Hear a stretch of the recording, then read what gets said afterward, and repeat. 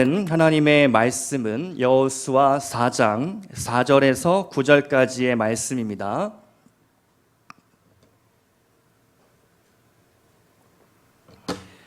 여호수아 4장 4절로 9절까지의 말씀 다 같이 한 목소리로 봉독하시겠습니다.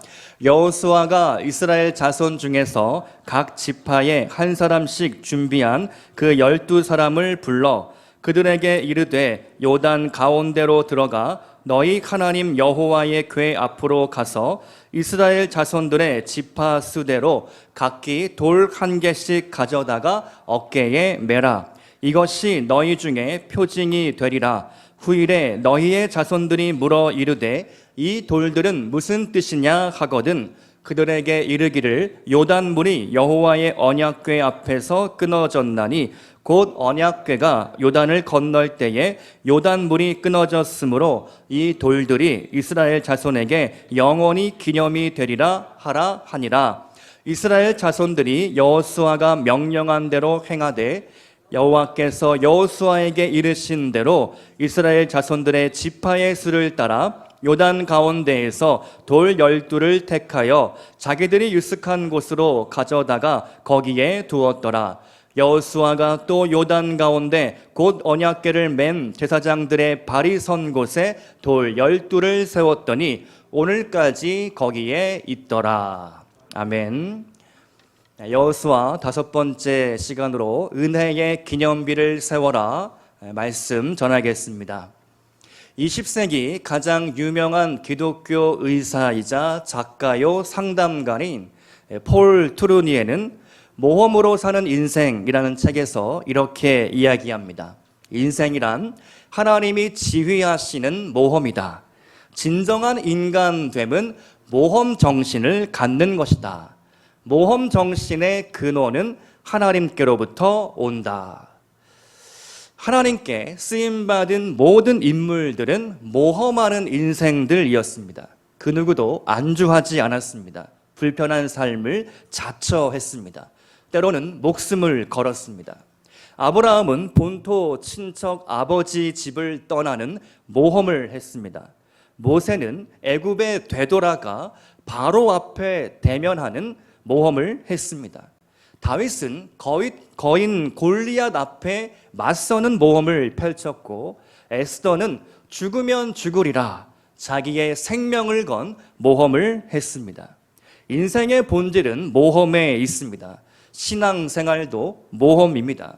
내가 예수 믿기로 선택한 순간 또 다른 모험이 펼쳐지게 되는 것이죠. 이런 말이 있습니다. 인생의 방황은 예수를 만나면 끝이 난다. 신앙생활의 방황은 우리 교회를 만나면 끝이 난다. 네, 할렐루야. 네, 전도할 때 많이 쓰이는 이야기입니다. 여러분 인생의 마지막 교회가 우리 잠실빛나 교회가 될 수 있기를 축복드립니다. 아멘. 네, 이스라엘 백성들이 지금 요단강을 건너므로써 40년 광야 방황 생활을 끝냈습니다. 방황 끝, 행복 시작이어야 하는데 그런데 또 다른 차원의 모험이 그들을 기다리고 있었죠. 여러분 한번 상상해 보시기 바랍니다. 요단강의 기적이 얼마나 감격스러웠겠습니까? 깊은 강물이 순식간에 멈추더니 마른 땅이 드러나는 것이죠. 그 마른 땅을 걸어서 건너게 되었습니다. 상상을 초월하는 기적이 눈앞에 펼쳐지게 된 것이죠. 그런데 하나님은 걱정하셨습니다. 하나님은 염려하셨습니다. 인간이 그 어떠한 기적을 경험할지라도 곧 망각하더라, 잊어버리더라 라는 것이죠. 화장실 들어갈 때와 나올 때 다른 것이 인간의 모습입니다. 요단강을 들어갈 때와 나올 때 달라질 줄 하나님 아셨습니다. 그래서 하나의 아이디어를 하나님이 내시는 것이죠. 바로 12돌 기념비를 세워라 라는 것입니다. 은혜의 기념비를 너희들이 세워라. 여러분 여호수아서 말씀은요, 이스라엘이라는 나라가 건국되는 과정을 들려주고 있습니다. 하나님께서는 너희 백성들이 어떻게 이 이스라엘이라는 나라가 세워지는가에 대한 그 이야기를 영원토록 기억되도록, 의미 있게 기억되도록 하셨습니다. 그것이 바로 오늘 말씀의 주제가 되는 은혜의 기념비를 세워라 라는 말씀인 것이죠. 오늘 세 가지로 왜 기념비를 세워야 하는지 함께 나누고자 합니다. 첫 번째, 하나님의 은혜를 기억해야 하기 때문입니다. 여호수아 4장 8절과 9절 말씀을 우리 한번 같이 읽어보겠습니다. 시작. 이스라엘 자손들이 여호수아가 명령한 대로 행하되 여호와께서 여호수아에게 이르신 대로 이스라엘 자손들의 지파의 수를 따라 요단 가운데에서 돌 12를 택하여 자기들이 유숙할 곳으로 가져다가 거기에 두었더라. 여호수아가 또 요단 가운데 곧 언약궤를 맨 제사장들의 발이 선 곳에 돌 12를 세웠더니 오늘까지 거기에 있더라. 자, 오늘 이 말씀을 보면 하나님이 12지파별로 대표 나와라. 12명이죠. 너희들이 각각 하나의 돌씩을 취해서 기념비를 세워라 라고 명령하십니다. 그런데 8절과 9절을 자세히 읽어보면 두 장소에 12돌 기념비를 쌍으로 세워라 라고 말씀하십니다. 첫 번째 장소는 요단강 한복판입니다. 다른 한 곳은 요단강 밖에 위치한 길갈이라는 장소입니다. 하나님이 이렇게 두 장소에 12돌 기념비를 한 쌍으로 세우라고 말씀하시는 겁니다. 자, 하나씩 살펴보겠습니다. 먼저 요단강 한복판에 12돌 기념비를 세워라. 자, 이 작업은 위험천만한 일입니다. 백성들이 다 강을 건너갈 때쯤 하나님이 별안간 명령하시는 거죠. 야, 지파별로 한 명씩 소환시켜라. 그리고 강 한복판으로 다시 와서 하나님의 언약궤 앞에서 돌을 취해 기념비를 세워라 라는 것입니다. 백성들이 야, 이제 드디어 가나안 땅이다. 그 땅에 들어가서 막 기뻐하고 환호성을 지르며 막 노래하고 찬양하고 춤을 췄겠죠. 야, 드디어 약속의 땅을 우리가 밟았구나. 그런데 그 순간 하나님은 그 감격과 그 감동이 영원토록 기억되도록 다시 강 한복판으로 부르십니다. 그리고 돌을 주어라. 자, 그런데 이 돌이 그냥 돌이 아닙니다. 5절 말씀을 보면 이 장정이 어깨에 맬 정도로 큰 돌이었습니다. 아마도 적어도 10kg 이상, 20kg 이상의 커다란 돌이었을 것입니다. 그 돌을 취해서 기념비로 세워라라는 것입니다. 자, 그런데 왜 강 한복판에 기념비를 세워야 할까요? 저는 이런 생각이 들었습니다. 지금은 하나님께서 요단강물을 멈춰주셨으니까 강 바닥에 드러난 상태죠. 그 상태에서 기념비를 세우면 잘 보일 것입니다. 그런데 이 사건이 다 종료되면 다시 요단 강물이 흐르지 않겠습니까? 그러면 다 이 기념비가 잠기게 되는 것이죠. 보이지가 않는 것이죠. 하나님 왜 이런 일을 명령하셨을까? 자, 여러분, 한강 반포대교 밑에 잠수교라는 것이 있습니다. 혹시 가보신 적 있으실까요? 네, 잠수교를 가끔 타게 됩니다. 걸어서 건널 수도 있고요. 잠수교는 말 그대로 홍수가 나고 한강물이 범람하면 잠기게 설계된 다리입니다. 자, 이처럼 하나님께서 지금은 요단이 창일한 때인데 우기 때라서 강이 범람합니다. 수위도 깊고 강폭도 높습니다. 그런데 건기 때가 되면 다시 그 12돌 기념비가 나타나게 되는 것이죠.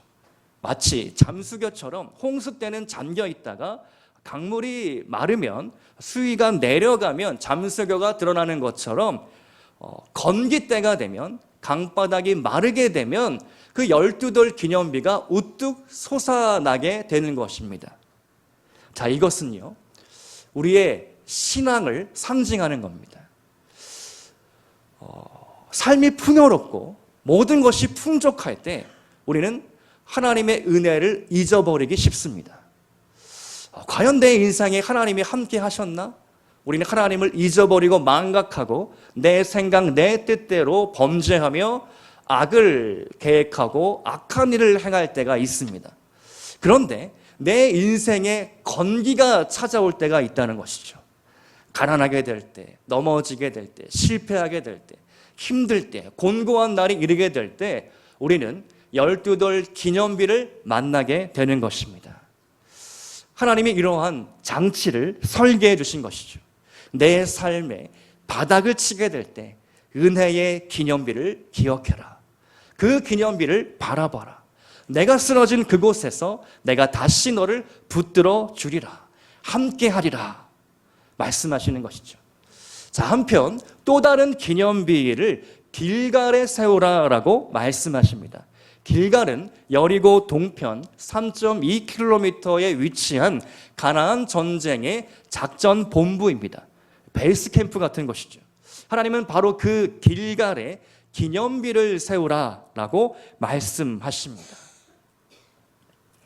길갈은 앞으로 중요한 사건들이 일어나는 장소입니다. 하나님의 약속이 성취되는 곳이죠. 이스라엘 역사 가운데에 특별한 성지가 될 것입니다. 하나님은 그곳에 미리 이정표를 세우기 원하셨습니다. 영원토록 그 기념비를 바라보며 요단강을 기적적으로 건넌 사건을 결코 잊지 말라는 것이죠. 여러분, 우리 인생에도 그러한 기념비가 필요합니다. 나의 인생에 건기를 만날 때, 가난하게 될 때, 어려움을 겪을 때, 힘든 문제와 씨름하게 될 때 강 한복판에 놓여진 12돌 기념비를 바라보시기를 축복합니다. 인생의 어려운 순간순간마다 하나님의 은혜를 결코 잊지 마시기 바랍니다. 두 번째로 하나님께서 기념비를 세우라고 하신 이유는 영원한 기념이 되게 하라는 것이죠. 7절 말씀입니다. 본문 7절 말씀 같이 한번 읽겠습니다. 시작. 그들에게 이르기를 요단물이 여호와의 언약궤 앞에서 끊어졌나니 곧 언약궤가 곧 요단을 건널 때에 요단물이 끊어졌으므로 이 돌들이 이스라엘 자손에게 영원히 기념이 되리라 하라 하니라. 아멘. 최근에 TV를 거의 보지 않았는데요. 시간도 없고 그런데 우연히 주중에 한번 TV 한번 볼까 딱 켰는데 영화 한 편이 딱 하고 있었습니다. 중간쯤부터 봤는데 제로 다크 서티라는 9.11 테러를 다루는 영화였습니다. 9.11 테러가 일어난 이후에 미국은 과연 이 사건을 누가 기획하고 주도했는가 추적을 하죠. 그리고 결국 한 명의 이름을 발견하게 되는데 오사마 빈 라덴, 코드명 제로니모라고 하는 사람이었습니다. 이 영화는요, CIA 여성 요원이 이 오사마 빈 라덴을 추적하는 스토리입니다. 무려 10년 이상 모든 방법을 총동원해서 용의자를 수색합니다. 때로는 상부의 반대를 만나기도 하고 여성이라는 이유로 모욕을 경험하기도 합니다. 결국 그 오사마 빈 라덴이 숨어있는 대저택을 발견하게 되죠. 그리고 팀을 급파해서 용의자를 처단하게 됩니다. 여러분, 미국은 그 참혹했던 9.11 테러를 결코 잊지 않았습니다. 땅값 비싼 뉴욕 세계 무역센터 건물 자리에 추모 공원을 세웠습니다. 막대한 천문학적인 돈을 써서 인공 폭포를 만들었고 그 주변 난간에 2,983명의 희생자 명단을 동판에 새겨 놓았습니다. 우리가 이 사건을 절대로 잊지 않겠다. 강한 의지이죠. 여러분, 역사를 잊은 민족에게 미래는 없습니다. 과거를 기억해야 하는 이유가 있다면 그 과거의 실수와 실패를 되풀이하지 않겠다라는 것이죠. 오늘 하나님께서 은혜의 기념비를 세우라라고 명령하신 이유가 있다면 이 사건을 너희가 영원히 기념해야 한다, 잊지 말아야 한다는 것이죠. 왜 그렇습니까? 하나님은 아셨습니다. 인간이 망각의 동물이라는 것이죠. 신명기 8장 말씀을 우리 한번 읽어보겠는데요. 신명기 8장 11절로 14절의 말씀인데 우리 같이 한번 하나님의 심정으로 한번 같이 읽어보겠습니다. 시작. 내가 오늘 내게 명하는 여호와의 명령과 법도와 규례를 지키지 아니하고 내 하나님 여호와를 잊어버리지 않도록 삼갈지어다. 내가 먹어서 배부르고 아름다운 집을 짓고 거주하게 되며 또 내 소와 양이 번성하며 내 은금이 증식되며 내 소유가 다 풍부하게 될 때에 내 마음이 교만하여 내 하나님 여호와를 잊어버릴까 염려하노라. 여기까지. 여러분 어떻습니까? 내 하나님 여호와를 잊어버릴까 내가 염려된다. 내가 먹어서 배부르게 되고 내 은금이 증식되고 너의 집이 점점 커지고 좋은 집과 차와 부와 명성과 권력을 한꺼번에 주게 될 때 하나님을 잊어버리게 될까? 하나님은 그것을 걱정하셨습니다. 하나님 아버지의 높아심인 것이죠. 신명기 8장 17절도 이렇게 이야기하고 있습니다. 그러나 네가 마음에 이르기를 내 능력과 내 손의 힘으로 내가 이 재물을 얻었다 말할 것이라. 여러분 어떻습니까? 우리가 쌓아 올린 많은 업적들, 성취들이 있습니까? 그 성취가 나의 것, 나의 영광으로 우리가 돌릴 때 우리의 신앙이 변질되고 타락할 수 있다라는 것이죠.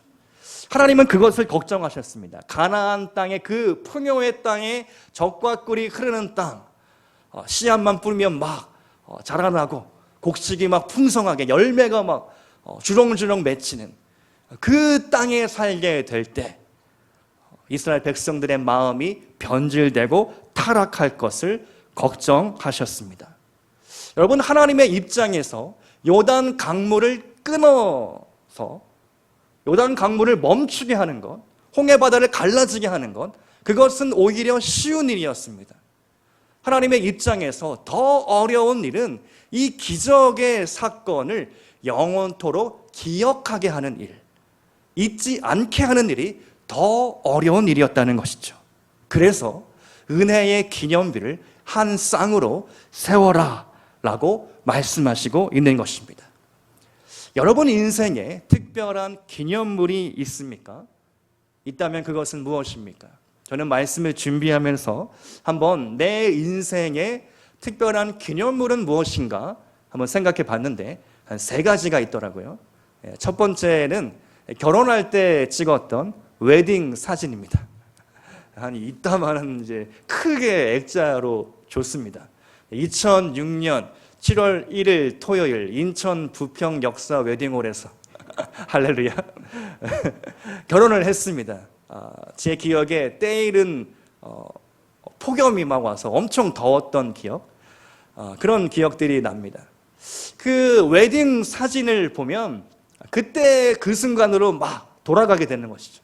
너무나 안타깝게 사택 생활을 하면서 이 벽에 못질을 하기가 힘들기 때문에 걸어둘 데가 없어서 항상 이 웨딩 사진은 순환을 당합니다. 막 창고에 처박혀 있고 지금도 창고에 막 있는데 그래도 그 사진을 가끔 볼 때면 내가 결혼을 했고 한 아내의 남편이고 한 가족의 가장이구나. 나의 본분, 내가 해야 할 일을, 내가 가정에서의 해야 할 사명을 기억하게 됩니다. 두 번째 기념물이 있는데 이번에 짐을 옮기면서 정리하면서 갑자기 발견이 됐습니다. 오래된 성경책 사이에 끼워져 있었던 신학대학원 입시 응서였습니다. 졸업장도 아니고 입시 응서가 그 성경책 가운데 껴있더라고요. 딱 보니까 이렇게 기다랗게 된 입시 응서인데 제 사진이 딱 박혀 있고 그리고 뭐 날짜, 수험 번호가 있는 그런 입시 응서입니다. 왜 아직까지 이게 버려지지 않고 있을까 하면서 그 입시 응서를 보면서 문득 2012년도 신학대학원에 입학할 때가 새록새록 생각이 났습니다. 그때 내가 어떠한 마음으로 신학 공부하기로 했는지, 어떠한 마음으로 전도사, 파트 교육 전도사로 사역에 뛰어들게 되었는지, 그때의 처음 마음, 그때의 초심이 새록새록 생각이 났습니다. 그러면서 내가 목회를 마치는 그날까지 정말 초심을 잃지 말아야 되겠다, 그런 다짐을 하게 되었습니다. 세 번째는 아주 최근에 얻게 된 기념물인데요. 4월 취임식 때 제가 이 자리에서 그 취임식을 하면서 7위권 부여를 받았습니다. 조금 어려운 말이긴 한데 이 7위권 부여라는 게 있습니다. 그러니까 교단에서, 지방회에서 김기철 목사가 잠실빛나 교회가 된 것을 공적으로 인정한다라는 그런 7위 증서입니다. 지방회장 목사님이 그날 7위권 선포를 했는데 그 증서를 주지 않으셨어요. 그래서 제가 나중에 여쭤보았는데 7위 증서는 안 주시나요? 했더니 그게 발급이 되는 데가 있고 안 되는 데가 있는데 한번 알아보겠습니다 하더라고요. 근데 나중에 서기 목사님을 통해서 제가 7위 증서를 정식으로 발급을 받았습니다. 그래서 제 당회장실에 잘 모셔두고 있습니다. 그것을 보면서 내가 잠실 빛나 교회의 담임 목사구나, 7위권 부여를 받았구나. 이제는 내가 마치 잠실 빛나 교회와 결혼한 것처럼 정말 그 언약의 관계, 공동체에 내가 리더가 되었고 정말 열심히 목회를 해야 되겠다, 내 사명을 잊지 말아야 되겠다, 그런 다짐을 하게 됩니다. 여러분 인생에서 잊지 못할 그런 기념물이 있다면 무엇입니까? 아마도 여러분이 우리 교회에서 직분을 받으실 때에 받았던 임직패나 기념패나 메달도 있죠? 네, 그런 것들을 받으셨을 겁니다. 그 기념물을 오늘 한번 또 꺼내 보시기 바랍니다. 잘 보이는 곳에 전시해 두시기 바랍니다. 지나가면서 보면서 내가 이 거룩한 직분을, 사명을 받았구나, 이 사명에 합당한 일을 해야지, 거룩하게 살아야지, 남을 도와야지, 기독교인으로서 올바른 삶으로 내가 빛과 진리의 사명을 감당해야지, 그러한 결단과 사명 꼭 다시 한번 되새겨보시기를 축복드립니다. 우리가 사명을 끝까지 감당하기 위해서 세 가지 마음이 필요합니다. 초심과 발심과 뒷심입니다. 초심은 처음 먹은 마음입니다. 첫사랑과 같은 열정입니다. 순수함입니다. 결혼할 때의 그 초심, 그 열정과 같은 것이죠. 그런데 이 초심을 꾸준히 가꾸어 나가기가 참 어렵습니다. 그래서 우리에게는 발심이라는 것이 필요합니다. 발심, 좀 다소 생소한 용어일 텐데요. 발심은 초심을 거듭 되새기는 마음입니다. 첫 마음을 잊지 않으려고 하는 태도입니다. 우리가 무언가를 배울 때 헬스를 다니고 PT를 받고 필라테스를 다니시고 운동을 할 때 지속적인 발심이 필요합니다. 매일매일 내가 이 운동을 해야 되겠다라는 그러한 끈기이죠. 발심자는 실패할지라도 가능성에 주목하기 때문에 언제든지 다시 시작하게 됩니다. 세 번째로는 뒷심이 필요합니다. 여러분, 씨름 선수는 마지막 한판 뒤집기를 위하여 힘을 비축해 둡니다. 승부수를 띄우기 위해서 뒷심을 사용하기 위해서 힘을 모으는 것이죠. 어떤 일을 마무리하기 위해 엄청난 집중력이 필요한데 그것이 바로 뒷심입니다. 뒷심 있는 사람은 뒷마무리를 할 수 있습니다. 맺고 끊음을 잘 하는 사람입니다. 하나님께서 여러분에게 거룩한 직분, 사명을 주셨습니다. 그 직분을 마지막까지 잘 완수하기 위하여 초심과 발심과 뒷심으로 승부하시기를 축복합니다. 얼마나 감사합니까? 죽을 수밖에 없는 죄인을 구원해 주셨고 영원한 생명을 주셨고 천국을 보장해 주셨습니다. 천국 가기 전까지 우리는 사명이 있는 것이죠. 귀한 사역에 동참하게 된 것입니다. 저는 저 자신을 볼 때마다 그렇게 수줍음 많고 남 앞에 서기를 어려워했던 그 10대 어린아이가 어떻게 목사가 되었나, 어떻게 이 자리에 서서 설교를 하고 찬양을 인도하고 기도를 하고 이렇게 말을 하는가. 때로 문득 참 감사하고 참 신기합니다. 하나님이 나를 불러주신 것 감사하고 구원해 주신 것 감사하고 목사 삼아주시니 감사하고 잠실빈다 교회에 세워주시니 감사하고, 그러므로 여러분의 인생에 늘 그 사명을 기억하고 감사함으로 끝까지 완수하실 수 있기를 주님의 이름으로 축복합니다. 세 번째, 은혜의 기념비를 후손들에게 부지런히 가르쳐야 합니다. 여러분은 만일 타임머신이 실제로 가능하다면 언제로 돌아가고 싶으십니까? 저도 한번 생각해 봤는데 대학생 때로 가면 어떨까? 초등학교 시절로 가면 어떨까?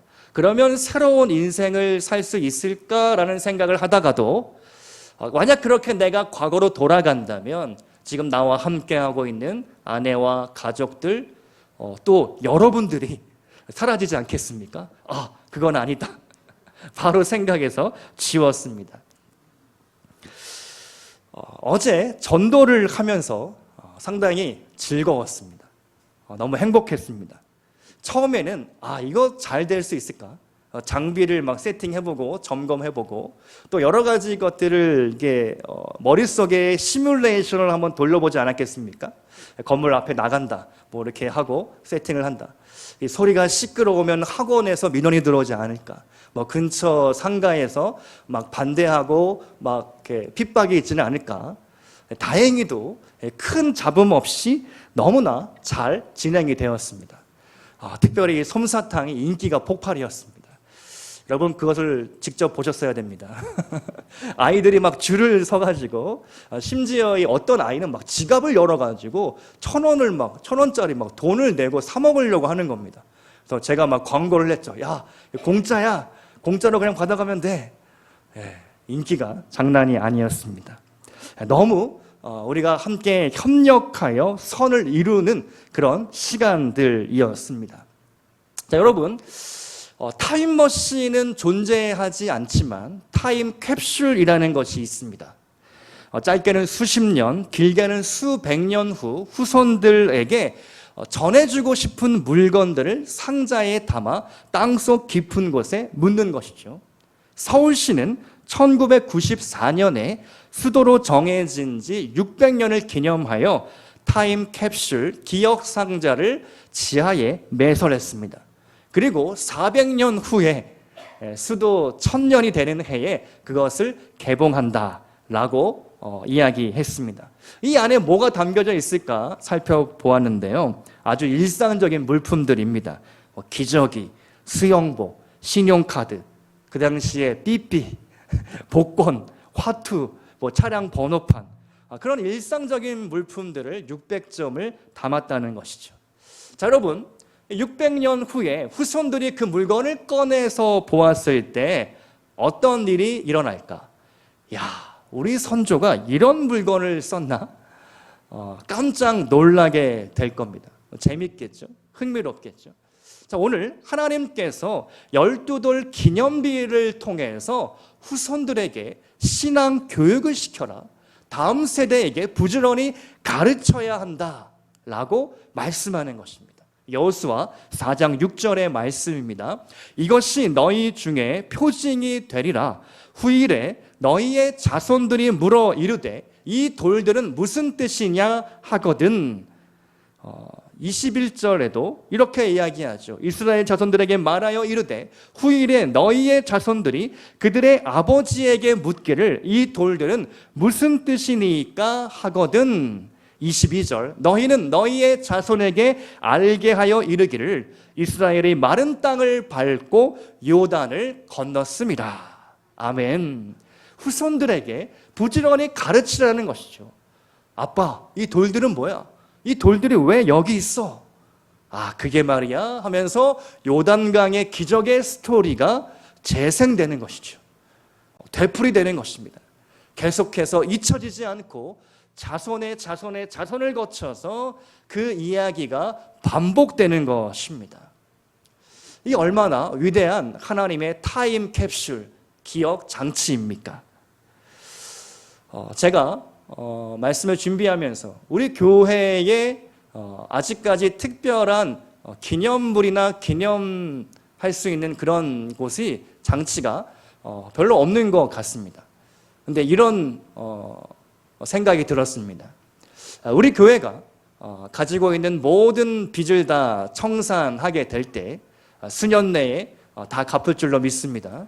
그때에 예배당 한켠의 적절한 장소에 헌당 기념패를 딱 벽에 붙이는 겁니다.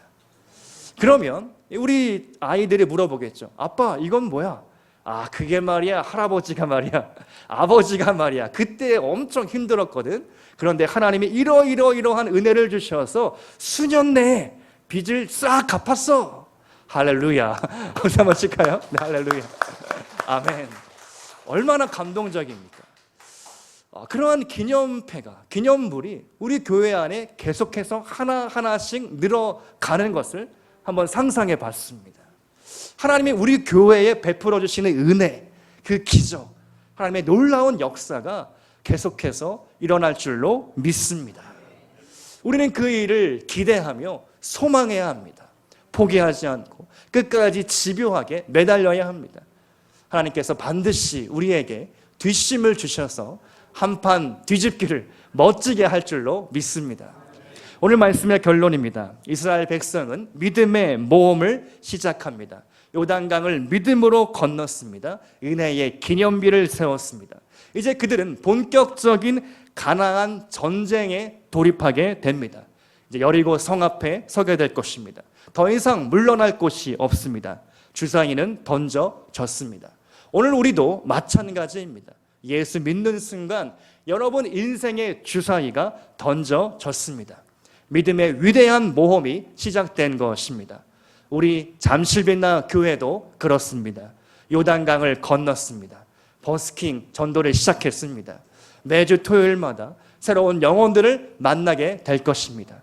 그 영혼 한 영혼을 우리 교회에 인도하게 될 때에 은혜의 기념비가 세워지게 될 것입니다.